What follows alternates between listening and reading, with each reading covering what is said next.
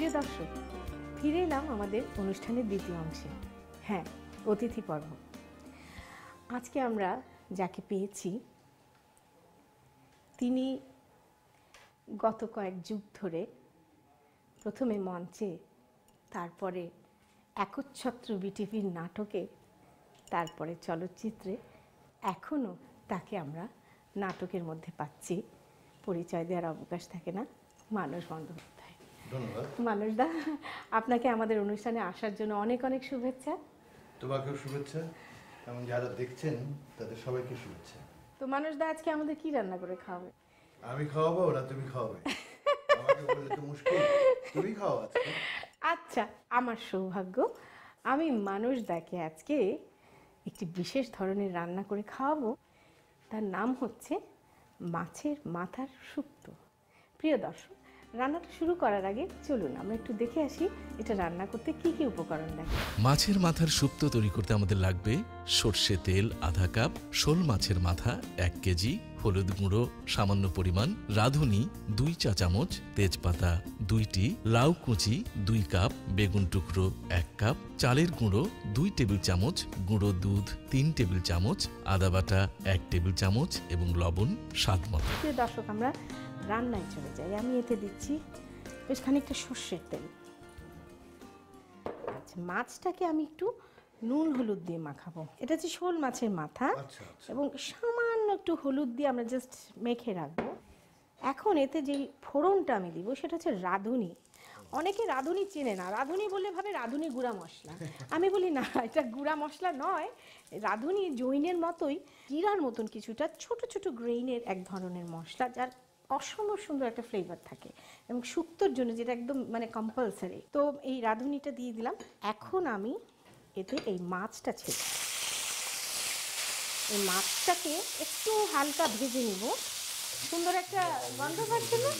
মানুষ দা, রান্না টান্না করা হয় না একদমই, কখনো চেষ্টাও করেননি, মানে করতে হয়নি আর কি।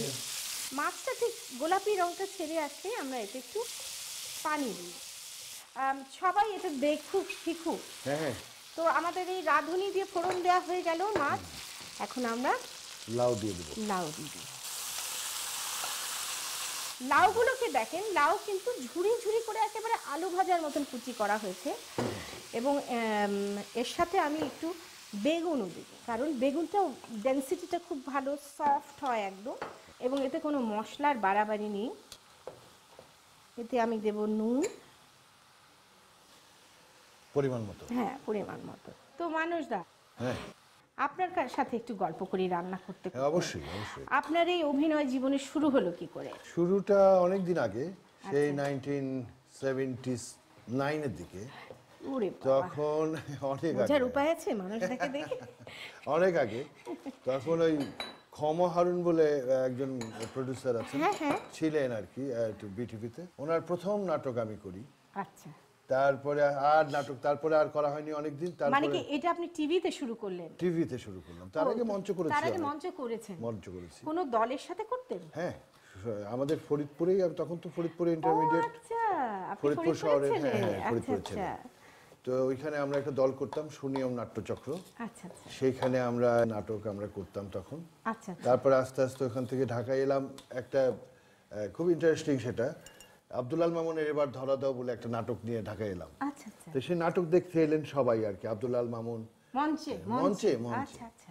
তা দেখে দেখে তখন তারা খুব আমাদের খুব প্রশংসা করলেন যে আমরা ফরিদপুর থেকে সেরকম ভালো একটা নাটক করেছি। আব্দুল্লাহ আল মামুনের নাটক আপনারা কিভাবে পেতেন? না, তখন তো ওরা তো বইয়ে ছিল। হ্যাঁ, বই থেকে নিয়ে। আচ্ছা। বই থেকে নিয়ে আমরা সংলাপ তৈরি করে ওইভাবে নাটক। একদম একদম মঞ্চরূপ। দারুণ দারুণ। তারপরে এই এসে তারপরে থেকে এই পথ চলা করছি। আপনি মঞ্চটা মিস করেন না? এখন তো মঞ্চ অনেক মিস করি, এবং মিস করি মানে কি রেগুলারই যাই, দেখি নতুন নতুন নাটক কি কি আসছে। মানে সব নাটকে অভিনেতারাই কিন্তু অভিনেত্রীরাও বলেন যে মঞ্চে নিজেকে যেইভাবে এক্সপোজ করা যায়, অভিনয়ের সেই মানে তৃপ্তিটা অন্য কিছু না। সেখানে তো রিহার্সালের একটা সময় পাওয়া যায়, তারপরে সবকিছু মিলেই একটা জায়গায় এসে দাঁড়ায়। তারপরে এতগুলো দর্শকের সামনে, তাই না, অতগুলো দর্শকের সামনে একদম সরাসরি কথা বলা, আচ্ছা, এটাও একটা মজার। তারপরে আপনি নাটকে টিভিতে করার পরে কি চলে গেলেন তখন চলচ্চিত্র করলাম আচ্ছা। কিছু। আমার এখন একটা চলচ্চিত্র আমি শেষ করেছি, ওটা হচ্ছে আকরাম খানের ঘাসফুল, আচ্ছা। এবং এটা খুব খুব রিসেন্টলি এটা মুক্তি পাবে। আমিও খুব আশাবাদী এই ছবিটা নিয়ে। আচ্ছা। দেখা যাক কি হয়। আমরা সবাই প্রতীক্ষায় রইলাম সেই মানুষদার ঘাসফুল দেখার জন্য। প্রিয় দর্শক, আমার লাউ আপনারা দেখতে পাচ্ছেন, লাউয়ের থেকে প্রচুর পানি বেরিয়েছে। তো আমরা এটাকে একটু ঢেকে দেব। আচ্ছা, ঢেকে আমরা মিনিট 10 এটাকে একটু মজে আসতে দেব। মানে এই পানিটাকে শুকানোর জন্য? ঠিক শুকনো না, লাউটা সেদ্ধ হবে। হ্যাঁ, আচ্ছা। তো প্রিয় দর্শক, আমরা ফিরে আসছি 10 মিনিট পর। চলুন তাহলে দেখি আমাদের শুক্তোর কি অবস্থা। গন্ধ পাচ্ছেন মানুষটা? চমৎকার। এখন আমাদের লাউটাও একদম সুন্দর সিদ্ধ হয়ে গেছে, বেগুনটাও মজে এসছে একদম। এখন আমরা এটাকে একটু ফিনিশিং দেবো। হ্যাঁ, ফিনিশিংয়ের জন্য আমরা নিচ্ছি, এটাকে বলে পিচুলি। আপনি শুনেছেন কিনা আমি জানি না। চালের গুঁড়ো এবং দুধ দিয়ে গুলে নিরিমিশে একটা ঘনত্ব আনা হয়, তো ওইটাকে বলে পিচুলি বা পিঠালি, অনেকে অনেক কিছুই বলে। এটা ময়দা দিয়েও করা যায়। একটু গুলিয়ে নিতে হবে। হ্যাঁ, একটু গুলিয়ে ময়দাটা, আমি চালের গুঁড়ো নিয়েছি, চালের গুঁড়ো দুধ দিয়ে গুলে এতে দিব। এখন এটার যে শেষ মাধুর্যটা, মানে শেষ চমকটা এর মধ্যে, সেটা হচ্ছে আদা বাটা। হ্যাঁ, আমি কোনো মশলা দিইনি, এই 1 টিস্পুন, খুব বেশি দিলে আবার একটা তেতো হয়ে যায়, আদার একটা গন্ধ থাকে। এটাকে দিয়ে ভালো করে মিশিয়ে দিলে এখন এটা একদম মাখা মাখা হয়ে আসবে। আসলে এগুলো না, দুধটা দেওয়ার পর না রংটাও পাল্টে গেল। হ্যাঁ, রংটা একটু ফিকে হয়ে গেল, আর আপনার একটা ঘনত্ব চলে আসবে যে চালের গুঁড়োটা দেওয়ার জন্য। এটা বেশ আঠালো আঠালো মাখা মাখা ভাব হয়ে আসবে। তো আমরা একটু এটাকে টেনে আসতে দিই, জাস্ট মিনিট 5 এই শুকিয়ে যাবে, একটু মাখা মাখা হয়ে যাবে। প্রিয় দর্শক, তাহলে আমরা ফিরে আসছি 5 মিনিট পর। আমাদের লাউটা এখন দেখি, বাহ কি সুন্দর মজে এসছে, একদম মাখা মাখা হয়ে গেছে। এখন আমরা চুলাটা অফ করে দিব। অফ করে এটা যে আরেকটু বিশেষত্ব, সেটা হচ্ছে একটু কাঁচা তেল, কি তেল? সর্ষের তেল। আচ্ছা। এইটা যে কি অসাধারণ একটা ফ্লেভার নিয়ে আসবে, মানে একদম এই শুক্তোর ভোল পাল্টে দিবে। গন্ধটা নিয়ে বুঝতে পারছেন।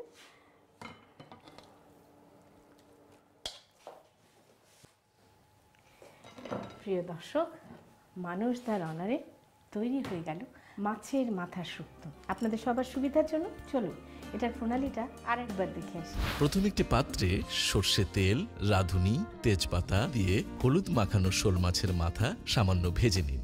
এবার এতে লাউ কুচি, বেগুন টুকরো ও লবণ দিয়ে কিছুক্ষণ নেড়ে ঢাকনা দিয়ে ঢেকে 10 মিনিট জাল দিন। এরপর একটি বাটিতে চালের গুঁড়ো, গুঁড়ো দুধ ও পানি একসাথে গুলিয়ে পিচুলি তৈরি করে নিন। এবার সেদ্ধ করা শোল মাছের মধ্যে পিচুলি ও আদা বাটা দিয়ে নেড়ে 5 মিনিট জাল দিন। তারপর এতে সর্ষে তেল দিয়ে নেড়ে পাত্রে তুলে পরিবেশন করুন মাছের মাথার শুক্তো। রান্না বান্নার পালা শেষ, এবার চেখে দেখার পালা। আজকে আমাদের গিনিপিক হচ্ছে মানুষদা। মানুষদা, আপনার জন্য রান্না করা আপনার সামনে শুক্তো, আর তার আগে আমি মোচা আর থোড়ের একটা নিরামিষ করেছি, আপনি খেয়ে দেখুন। আচ্ছা, তাহলে কি শুক্তোটা দিয়ে কি ভাত খাবো? হ্যাঁ, মহা খাওয়া, আপনি একটু খেয়ে দেখুন আচ্ছা, খেয়ে কেমন দেখি। হয়েছে। ঠিক আছে, খেয়ে দেখি। ওয়াও, সত্যিই চমৎকার। এবং এটা ওই বললাম যে টাঙ্গাইলের রান্না, কারণ মাছের মাথার শুক্তো হ্যাঁ, সবাই শুনে আটকে উঠে, ওরে বাবা, শুক্তোর মধ্যে আর মাছ কোথা মাছের থেকে? মাথা, হ্যাঁ সেই। কিন্তু এটা আসলেই একটা ভিন্ন ধরনের হালকা স্বাদের রান্না। তো মানুষদা, আপনি কষ্ট করে আমাদের অনুষ্ঠানে এসেছেন, আপনাকে অনেক অনেক ধন্যবাদ।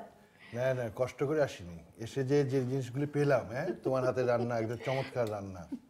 তো তোমাকেও ধন্যবাদ, এবং দেশ টিভি সবাইকে ধন্যবাদ, আর যারা এই টেলিভিশনের সামনে বসে আছেন সবাইকে আমার শুভেচ্ছা। সবাই ভালো থাকবেন, আর আমরা খাওয়াটা সেরে নিই, নাহলে দেরি হয়ে যাবে। প্রিয় দর্শক, দেখলেন তো তাহলে অসাধারণ মাছের মাথার শুক্তো আর থোড় এবং মোচা নিরামিষ। আপনারা সবাই করবেন, খাবেন, আনন্দ করবেন, আর আমার কথা মনে করবেন। এই কামনা করে আজকের অনুষ্ঠান শেষ করছি। আগামী সপ্তাহে আবার দেখা হবে। তার আগ পর্যন্ত সবাই খুব ভালো থাকুন।